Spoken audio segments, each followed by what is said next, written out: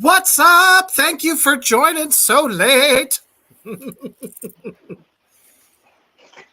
All right, guys, here we are. Is this the first ever interview with Iron Serpent? I believe. That's right. Yes, sir. My pleasure. I'm Human the Hoofed Beast. I'm here with the Reaper and the DeathSlinger. And we're going to talk about their new fucking alliance and the new songs they have that are going to be fucking out of this world doom metal for us. And maybe some other flavors we'll learn about. I've only heard the snippet that many of you others may have heard today as they've dropped a little flavor, a little bit of a taste for us. But we're going to find out about these guys, what's going on. We're going to ask a bunch of questions and kind of so we can hear about this new fucking, you guys calling it a band or a project first? Oh, it's a new band. It's like a side project for the two of us. So, but yeah, before we get to the questions here, let's go ahead and run that snippet.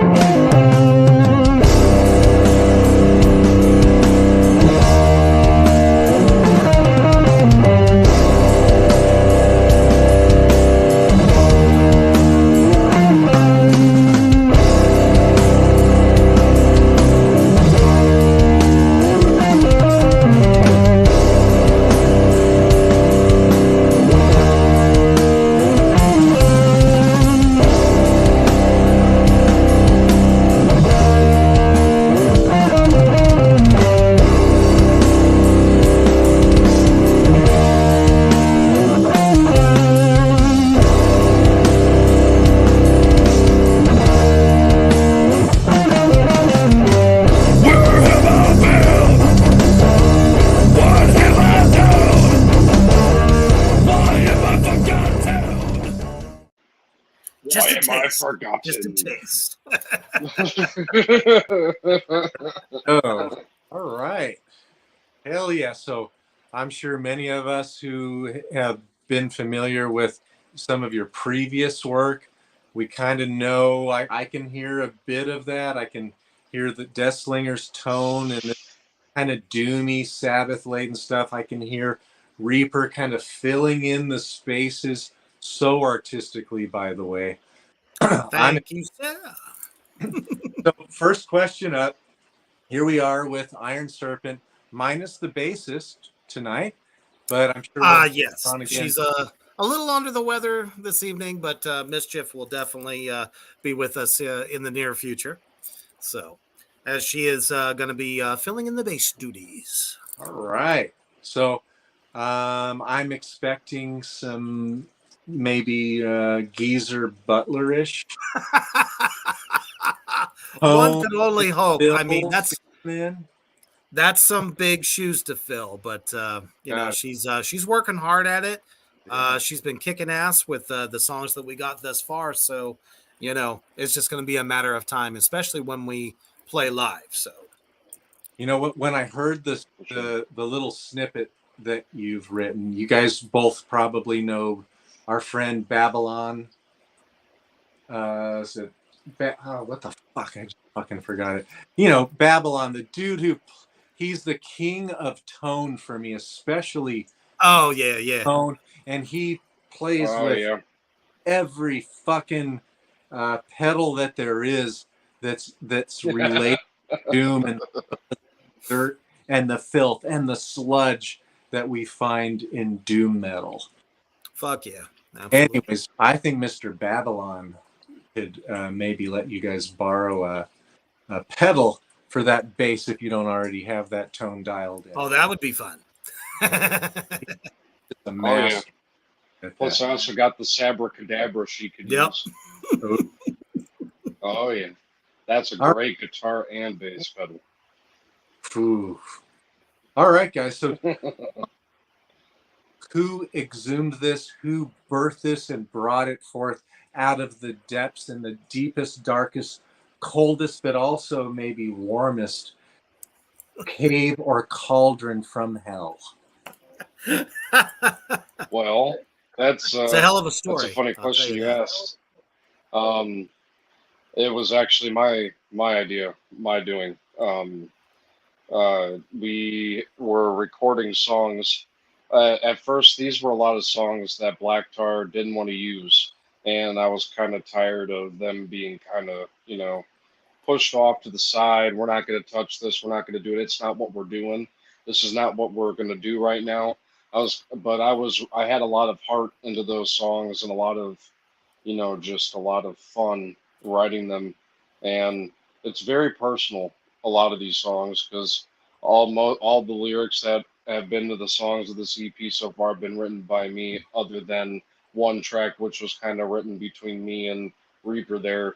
We kind of decided how the one song was going to sound, and that's a really cool one if you really want a heavy sludge too, and that's a nice one that you'll get to hear at some point. But yeah, these songs were Black Tar tracks that were going to be on the new record for Black Tar, but sadly after the departure of Reaper from, you know, Black Tar, and professionally, we didn't use those tracks, and we decided to take them. And I said, you know what, dude, fuck that. I'm taking this, and we're making a fucking band out of it. I don't care what you say. You ain't out of the game yet. All right, we're doing this. Oh man, I just remember when I was getting ready for work one day, and DeathSlinger's like, I'm gonna send you something here. I want you to listen to it. Tell me what you think. And I'm like, oh, okay. Maybe he's been working on some new riffs. And so it ends up being, one of the tracks. I've been calling them the lost tracks because I was kind of under the impression that it was going to just like end up in a can somewhere. But luckily I saved, all the tracks that we had laid that day in the studio. And it had vocals on it, and it was mixed and mastered by the DeathSlinger. And I said, holy shit, we got some. And fucking blown away. And because I still up to this point, I've been working with Kingside Records through Reaper's Underground Productions as I manage a lot of the bands for the label. And I was like, hey, gotta hear these songs. Gabe is the CEO, and I'm like, I think he's gonna fucking dig what he hears. And sure as shit, we just signed a contract with him last week after sending him just one fucking track from this upcoming EP that we're working on, and he was just fucking ecstatic about it. So why are you guys feeling like an EP instead of a full length? Because we kind of feel like this is a good start. These songs are basically already finished. Sure. Okay, got it. But and DeathSlinger, if you want to go ahead and tell them about the possibility of a concept album. Yes. There is a the EP was supposed to be more of just like an introduction of something new to come, a new idea, a new beginning, a new, it's not the end of me and him working together. That's not the end. We're just only beginning.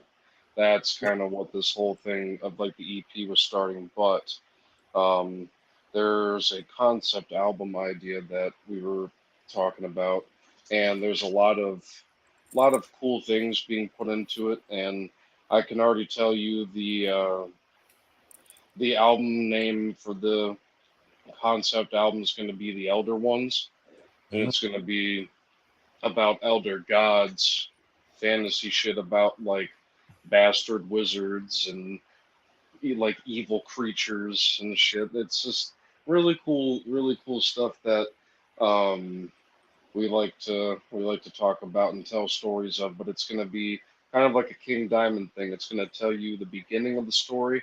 We're going to get through it all the way to the very end. Yeah, Not I mean, there's That's kind so of what we much want to great do with that. lore. You know, so many people are bedazzled by H.P. Lovecraft and stuff like that, which is For kind sure. of synonymous with Doom anyway. But you know, we're kind of like going into like the depths of these older legends and to bring something that's never been done before. It's not just your run of the mill, you know, Doom band that talks about the same old shit. Um, you know, and this is a more blackened version. You know, there's not a whole lot of Hmm. melodicism that goes into the vocals. And DeathSlinger's voice is, you know, if you remember back to the EP Old Gods Awaken, there was a track on there that he had sang, which is still one of my personal favorites to this day. Serial. That was just kind of like the beginning of like his voice shaping, and you could hear a lot of maturity through the Black Flame album. Now it's like at its peak, and it really shines on that track that you everybody out there in Three Witches Land just got to hear a little bit of. So Yeah, Very Dirty has really great bite from what I've heard so far. Oh, of course. And we I'm just here. kind of felt that, you know, these tunes are like beyond the Black Tar era, you know, just in like songwriting, depth, um, groove. Groove is like, you know, the flavor. It's I don't know. It's I'm just so excited about it. It's kind of hard to put it into one sentence. Way the Deathslinger For in the sure. little snippet that I received is holding on to the single notes. It's really dark and it's a bit dreary and it sounds a bit sad too. The way he's holding on to those notes. I hear Sabbath in there. I'm like back to 1970 and somebody's doing something really original aside of Sabbath, because it is definitely different than Sabbath as well. I'm hearing a little bit of like late '80s, early '90s, My Dying Bride, and maybe Paradise Lost Gothic album in there a little bit. So, having said that, can you two each Oh talk yeah. about maybe your personal influences? I know Deathslinger does not like Danzig at all, and I know that Reaper loves Dream Theater. So if you guys could both go on, like, who are your guitar? Who's your guitar hero? Who is? And of course, I'm joking, especially about Of course. not liking Danzig and Reaper liking. But can you guys share with the audience uh, what who are your big influence is, and also who are you kind of focusing on for this album? Like, when I write albums, I can list you 3 to 5 different bands that I'm thinking about as I was writing it, not trying to copy, but that I just can't help but be influenced by. So you guys can talk about those influences, please. Go right ahead there, Death Slinger. All right. If we're gonna start with vocals first, I would say like the vocal, like um, the vocal ranges and the ideals that I was putting on this record was, I wanted that old school Zach Wild and Black Label when in like the very first album when he's like really raw, because he had Mhm. that grit to him, like that really dirty grit. But I wanted to make it more clear. You can understand what I'm saying. You can understand what I'm getting the point across with, and it's also a tribute to Max Cavalera from Sepultura and obviously Soulfly. It was a very big influence for me because ever since I heard Roots, Bloody Roots, that song really kind of made me just want to go like, just scream Yeah. that. Just I wanted to do something like that. It's more of a roar. It's like a giant bear on stage just roaring at you. That's kind of what I wanted. Something scary, but at the same time, awesome. And not just him was really the vocal guy for this. A lot of it is, yes, Danzig. Danzig is my dude when it comes to singing cleanly and howling and, just having that power. But this is going to surprise a lot of people because not many people know this, but this album's singing stuff has a lot of like um, I want to say has a lot of like some Dio inspiration from Heaven and Hell and stuff like that. So there's a lot of you won't hear it yet because the song cut out a little too early. But in the chorus, there's a lot You of don't want to give them the vibrato. whole bag yet. Right. There's a lot of vibrato to look forward to like hearing. And the biggest one that's really the kicker is Hansi Kirsch from Blind Guardian. He's always been my favorite vocal commanding an army type sound of voice. I've just always loved that. And another one that's a little hidden is Einar Selvik from Mordruna. His style of just power. I want that, that power to be put out, just that voice that, just puts you through a trance. But yeah, that's the hardest one to decipher. The easiest one is the guitar guys, John Christ, first 4 albums of Danzig, Dimebag Darrell, of course, and Zach Wild. Those are my main axe lords. And Tony Iommi for sure too. He's another axe lord of mine that I just want to Can't forget Tony. hold. Shit. No, not at all. Not at all. So yeah, that's kind of where I stand at with that. For me, I think it was pretty evident on the Black Flame album that my influences were kind of like going back to roots. The reason I started playing drums in the first place, a lot of Bill Ward kind of influence, and just the way that he would play to Tony Iommi's riff, and all those classic Sabbath albums. It was like a lot of flavor. There was a little bit of jazz. I mean, even in that little clip we just played there a moment ago, it was very evident, like the just real choppy, like pops. I approached what I thought was going to be the next Black Tar album, just with like a little more back to roots, and I was heavily influenced by the drummer for the band The Sword, and particularly the one album that was very Viking influenced. And of course, the name of the record is escaping me. So, senior moment. But I'm sure y'all know what I'm talking about because it was probably their most celebrated record. Just the way the guitar was so... Yeah. What's it called? It's the one that had the song Freya on it. Correct. Yes. Like something a winter's something or other. Yeah. Anyway, the album just struck me, just like this newer brand of doom, mixing old with, new school doom together. Just so flavorful. How the guitars are just the right blend of fuzz, but the fuzz doesn't like overdo everything. There's still some control to the chug. Like you can literally feel every, triple tremolo pick, whatever you want to call it, and very rhythmic. So there's, like you said, he was doing like a lot of the airy kind of like drone type stuff that, you get with, shit. It's funny because I referenced him earlier on a different broadcast, and Neurosis. Neurosis is very like known for leaving a lot of like open chords, open notes, just very ethereal, and that just kind of like allows me to come in and out, feel wise. And I still have to give it to the drummer on the very first Down record, for all the Down fans out there. That record, just the raw sound. I didn't want that overproduced, drum set sound where you got like all the triggers and shit. I wanted a thicker sound, something that just hits you right in the gut. And you can kind of hear it even with the guitar. It's just very raw sounding record.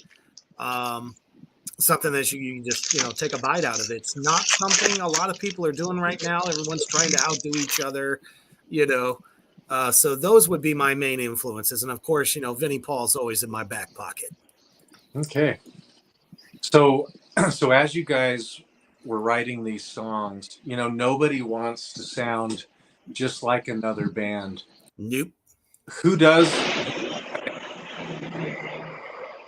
And how is it really unique? How does it separate itself where you can say, hey, this is something new that I'd like you to listen to? You can take that one, DeathSlinger. Ooh, that's a really good question, but I do hate to ask you to repeat the beginning of it because you kind of cut out a little bit. I'm sorry. I did not get to hear the full question. So like anytime we go to create music, we want to be an artist, we want to do our shit. And of course, it's impossible to not be influenced by others. Everybody's done some flavor of something that comes in our cauldron of soup. But like who is it that you can kind of see that you're influenced by in here that people are going to hear, but also what separates you to where somebody can't put their thumb on you and say, yeah, you guys sound just like Down, or you sound just like Danzig or Black Sabbath? Because I hear other things, and I've already given you a few that I can hear. Right. What separates this from other bands that I really enjoy or that really influenced me on a lot of this writing was the fact that these songs were very emotional, very, very close to heart. A lot of these songs were things that I felt emotionally while playing. I wrote a couple of the lyrics for most of the songs, but the one that he wrote was more of just it was a commanding, like, raising praise to other things, just like we are going to take the world by storm. That was a really neat song that not a lot of people really talk about anymore. And what I see in a lot of music nowadays is not many people are very true to their emotions, true to their feels, true to what makes them them. You know what I'm saying? It doesn't, if you can't sit there and you can't enjoy it or feel it, then it's just not for you. You know what I'm saying? And a lot of my playing is a little unique because I don't riff, and I don't play like a lot of the great guitar lords or great guitar gods. I don't try to make myself play like that because I have my own way of playing, my own way of writing these songs. And another thing that really keeps the thing, like I said, is just the emotional part. A lot of these songs really came from a very, very big part of me that I gave it out to these songs and said the world needs to hear this because that's what they need to hear. That's what they need to feel. People need to know that it's okay that when you write a song, you can bare your heart for all to see. You know what I'm saying? You don't have to keep it locked away. You don't have to stay true to what you're doing because people are gonna fucking hate you. No, no, no, no, no. When you do something, you gotta fucking feel it, man. If you ain't feeling it, then that ain't rock and roll, man. It ain't nothing. You know what I'm saying? It's just not that. You gotta really feel what you do, and I feel like that's what makes me different than a lot of these newer bands or older bands that don't really, you know, personalize this music in a way so that it connects to people in the way that you want to. Because if you're like me, I'd like to tell these songs like stories. I like to bring these stories of like people who may not be able to voice their opinions, voice their feelings, voice their every haunting presence that they deal with. I can be the one that opens it up for them, and they're just like, man, I don't know what it is. but I fucking feel that shit. You know what I'm saying? That's something I really, really, really enjoy about this stuff. So I would say that me being more of myself and us being ourselves is what makes this different. I would say, from hearing, James Hetfield talk about early Metallica days, I'm talking about 1979, 1980, early Metallica days. This is what they had. They had light in a bottle. And when Fenriz talks about early black metal and early Dark Throne, this is what he talks about. The level of sincerity, it comes through. Don't hold it back. Let it the fuck out. People get it. Yeah, I can definitely say that this is a more honest us. Um, uh, just like creative wise, creativity and the writing style that we had with Black Tar Superstar, we were kind of held back. Deathslinger actually kind of touched upon that a little bit. And I have to agree because it's like, you're a band, you're a family, you're a unit. But if 50% of the band is like, this is just not really what we're doing, it's like we have to just push things to the side a little bit. So with this, we're able to really let our darker art, if you will, come out in a very honest way, the way we want to do it. And you could, like I said, just in the Black Flame album, you could kind of see where a lot of the writing style that you're going to get with Iron Serpent is really coming out now. And it's different. We're not, when we first got going with that band, we, struggling in a genre where everyone is trying to outdo each other or sound the same. Who's got the more Sabbathy sound, more 70-ish, type of thing. And we were able to kind of break that barrier down and give you a mix of new and old school. So, Great point. with this, yeah, and it's heavier, but at the root, the thing that really I feel separates us is the groove. You don't get a lot of groove out of Sleep. You know what I mean? Which is like hailed as one of the, the big greatest ever, fucking doom bands. And it's like, nah, we're giving you that chug, that thing that kind of grabs you by the balls and like, kind of shakes you, makes you want to get up and like hurt somebody. And then there's times where it's like, you'll, like he said, feel the emotions that are coming out of it. Just like, just complete honesty in this particular band. And I just love it. We're able to let out a lot of creative ideas that we couldn't do before. And you're just not getting the run of the mill, what they call the American Doom sound. And it's not overproduced, which is, I think I talked about this a little bit earlier with you, that I love the rawness of it. It's not so suppressed, if there might be a little bit of what do you call it, static or the feedback and stuff, from the guitar, but it's like all part of the flavor. And the drums are just very earthy sounding to me. I'm using a smaller kit. You know, it may sound like I'm using more, but I'm not. I'm using 4 fucking drums: snare, bass, high tom, 1 floor, 1 china, 1 crash, 1 killer fucking ride cymbal, soul tone cymbals. Quick shout out to them because they're endorsing me, and the type of hats I got. So it's definitely gives you the old school flavor with, I mean, it can hang with anything that's out there right now. Right And on. this part about that song that you heard, that bass tone, that was just like, just like punched, was when I took a very old bass of mine. It's a Linux Washburn bass. Mm-hmm. And it's really, really gritty, really old, really grimy fucking, bass guitar that I've had, and I got it from a good friend of mine Actually, a brother of mine, really good guy.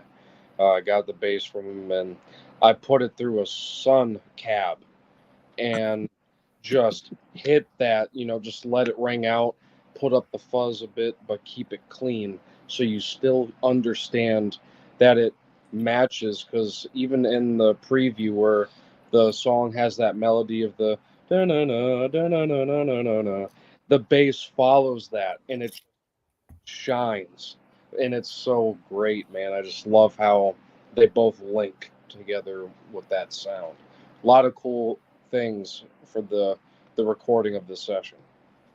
So as you guys know the songs right now, are we going to hear a lot of tempo changes? Because you started that track out really slow and I loved it. Are we going to have any double bass, like getting up to that speed? Or are we going to stay more in the down Danzig, Sabbath, kind of that pace, which is perfectly fine, of course, but just kind of type of flavor. Are we going to be more of like a later Dark Throne kind of tone and kind of hurt, or The what fun thing after? is it's that it's always been a signature of mine. it is. I feel that, well placed 16th notes, double bass style, only helps to fill some of the holes. Because as you'll hear, as that verse really kicks in, because you only got like a bit of it. Mhm. I don't want to give too much away, but it's like, it's dun dun dun dun dun dun dun dun dun dun dun dun dun dun dun dun, which is like very kind of like downish, kind of like groove. And then he goes into this da da da da da da da da da da, and I'm going da da da da da da da da. Boom! It's like it fills right under there and lets his tonality shine and those intricate notes. And that's what's so cool about it, because a lot, like DeathSlinger said, and we've all said, a lot of today's music, there's certain instruments that get lost, and with this band, every part shines, not one overcasting the other. We've had a lot of that great success with Pantera, Typo Negative, bands like that, especially Danzig. I always call them the Fab Four, because the first four records were the best. Christ, Eerie, Biscuits, and Danzig. So kind of like in this band, that's what you're kind of getting, the best of all worlds instead of just one. And then the voice just unites it all together. Right. And there is a surprise I will mention but not give away. I was gonna say, don't give it all away now. You're going to see something me and Reaper have never done before. And this is a very, very, because you said about tempo changes, this song's really fast. And I'm talking power metal fast. It's very Blind Guardian-y. That song was really, me coming at it, just throwing as fast as the riff would go. And you might hear some DeathSlinger singing some high-ranged vocals. Right. Oh, he can bring the thunder. Don't let him fool you. Oh, I have range. Rob Halford or King Diamond-ish? That high? Diamond with a Hansi Kirsch twist. Yes. Oh, yeah. Actually, funny story. I know this is, I don't want to take too much time, but back in the day when we were in Black Tar all together, there would be times where King Diamond would come on in the PA systems of, playing and everything. And then, we were hoping. We were hoping some King Diamond would, come on. And then all of a sudden, I would just, kind of get into it. And I would sing it.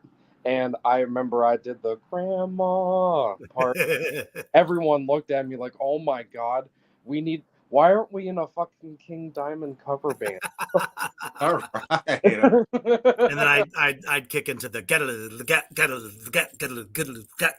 boom. Oh man, we'd take it as far as we could before we gave up. It was awesome. Yeah, one thing I'll say about your drumming, Reaper, that I've heard and that I've always really liked, and I can tell you have a jazz background. Oh yeah. You let the guitar shine. You let the guitar carry that Has to. but you're not fucking boring. I always know that in little spaces and really add some spice to it. And I'm not talking about speed metal, blast beat spice, but you're adding really tasteful spice that really supports the riffs. That's what I found in the Black Tar EP and then the Black Flame full album. And that's kind of the secret to how we write together. The drums and the riff coincide together. They evolve together as a unit, because he's just as rhythmic as at playing the guitar, as I am, on the drums. So I try to mirror a lot of what he's doing. But with this project, it's like I kind of get best of both worlds, where he's playing some of those more simple, spacey kind of parts. And then I can just kind of put a little taste, a little flare flash here, a little bit without overdoing it so you don't get lost. Right. You know what I mean? Because that could be very boring for a lot of people. Yeah. I would argue that you're a master at that. Really, it works when you do that. Oh, yeah. Well, it helped. I had a really good jazz professor who taught me not to outshine everyone else. You got to leave those spaces for other tonalities and melodicism to shine through. And like I said, his voice is brutal, it's strong, it's fucking fun, and it doesn't really sound like anyone else. Everyone else is like so focused on either that super guttural shit and then suddenly turn around and sound like they're, I don't know, fucking Christina Aguilera. You know what I mean? It's like, you go from one to the other. It's like, but when he does it, it's smooth. Everything is about transition so that, the listener is really kind of able to get invested in what we're doing and fucking, want to basically, jump in the pit at the same time. Right. I'm kind of taking a bard like influence on this kind of like little D&D out there. Yeah. Throwing my voice in a very powerful way that catches people's attention, like because Commanding. Yeah. I've always liked strong voices that shine. Like, I mean, if you can take a note and you hold it out and just your chest expands and it just gets stronger and louder. Oh my God. Some of the best vocalists in the world have that power. And that's something that is very hard to keep, very hard to learn, very hard to run with and create it your own way because so many people try to do that. So you have to really find your own unique way of delivering these vocals. It's you gotta really put the in it. You know what I'm saying? You just gotta put the power behind it. Some elbow grease in there. And then, like I said, he said you get invested in the story that's being told and you can just kind of step out of reality for a while. And who the fuck doesn't want to do that when they're listening to really good music? It takes you to another place, and we're definitely going to take you to another world, but it ain't going to be pretty and it's dark as fuck. Right on. So I'd like to segue on with you talking about taking us somewhere else. Tell us, what have you guys got planned for like this month, next month, 6 months from now? What can we look for you? Do you have no pressure on a timeline or, nobody's accountable for this, but tell us, like, what are your goals? What are your plans? I know you've just been signed with Kingside Records, so they're going to give you a hell of a lot of support. But what do you guys got planned?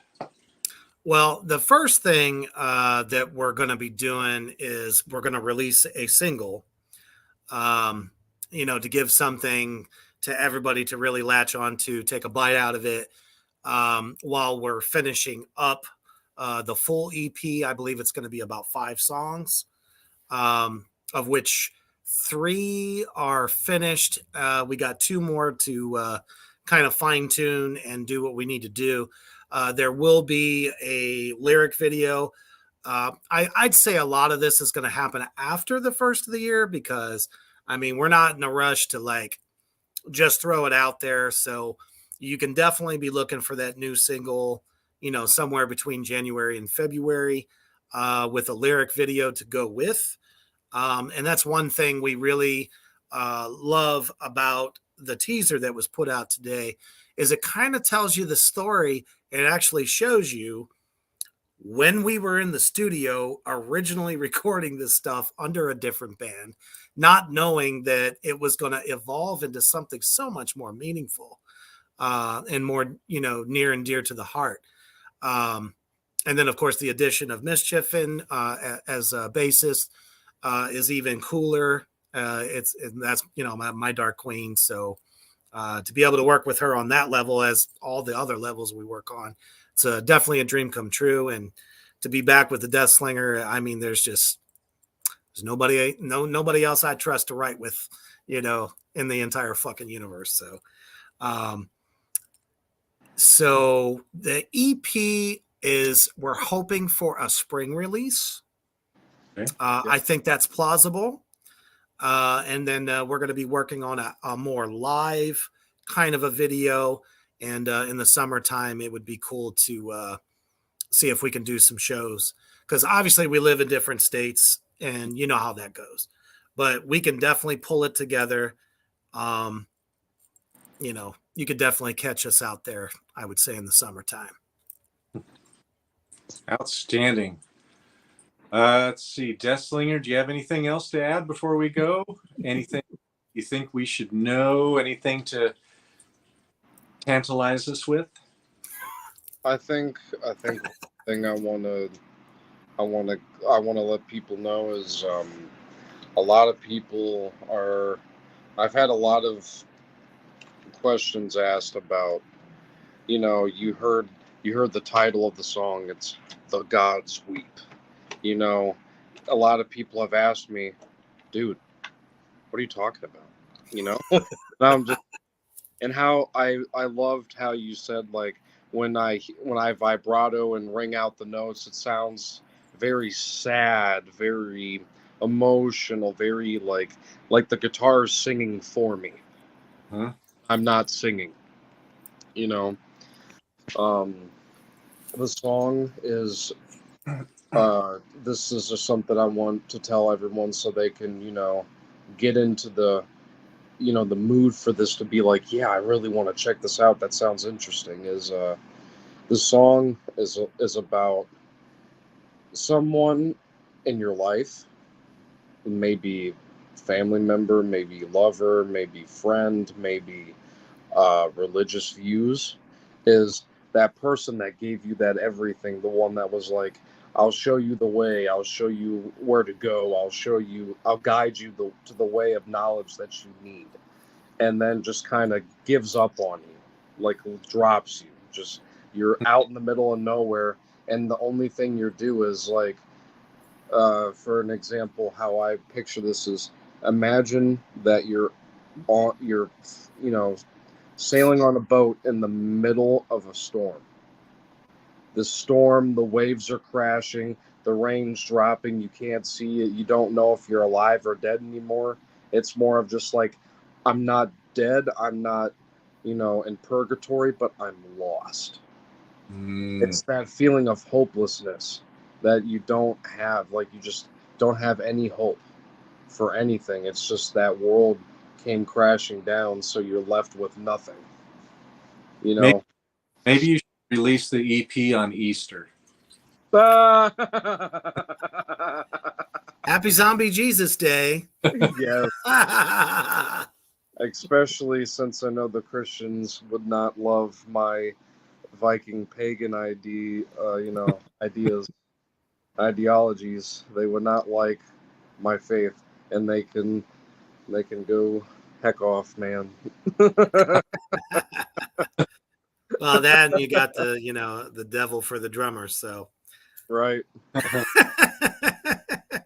We're definitely not for the faint of heart. I'm very, very honest about my views. If you don't appreciate it, then we're not friends. If you can't just, accept it and move on, sorry, man. My lasting thoughts are just I really appreciate all of our friends in the underground doom scene, the metal scene across the globe since we've introduced ourselves, actually reintroduced ourselves as Iron Serpent, and everyone's been really cool and very excited about it. That teaser dropped today. There was just great response. So, we really appreciate everybody out there, you know, love, Black Tar Superstar for what it was, and enjoy those songs, and everybody that supported those records, and the fact that everybody's ready to really get the full Iron Serpent. I don't know what you'd call it. You know what I mean? They're ready to get the full thing, and it's great to see people excited and people going, "Fuck yeah, man! This is awesome! I can't fucking wait!" It's just like, whoa, yay! You didn't forget us. Well, even that, man, I feel like I also just want to be thankful and thank the ones who, really, supported us through this idea, and, not, pushing it away because it's not Black Tar. You know what I'm saying? It's right. They're actually accepting it, and they're wanting to be ready for this. And just the ones that support us definitely love a lot from the bottom of our cold hearts, our cold black hearts. Yeah, we appreciate y'all more than you know. That's for sure. Sure. Well, we really covered quite a bit of ground here, and I'm sure we'll do something like this again as things develop. Like, I'd like to talk about how you're tuning, what pedals you're using, stuff like that. We can have the Reaper talk as you guys maybe progress some more, and just keep up the interest for everybody that's watching. I'd like to thank everybody for tuning into this with Reaper's Underground. Please share this shit out. Drop some comments below if this is going on YouTube, which I'm pretty sure it is. Drop some comments below.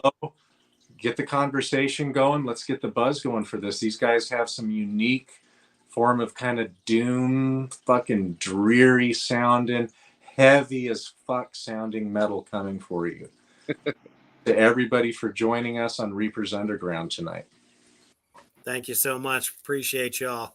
For sure. Like always, stay.